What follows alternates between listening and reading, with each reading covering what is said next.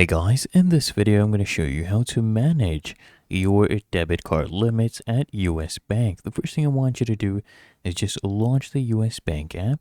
Come here, click on Plan and Track, scroll down all the way and click on View Transaction Limits.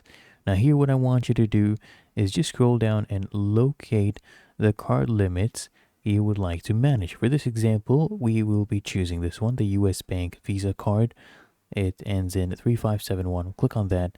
Then you just scroll down here and you'll see the different limits. So we have the current limit set to 500. All you need to do is just go ahead and click right here. See there's a pencil icon. You can just go ahead and change the number. We have made it $1,300. And once you're done, just come here and click on continue. Then you just have to review your changes. As you can see, the current limit was $500. This will be the new limit.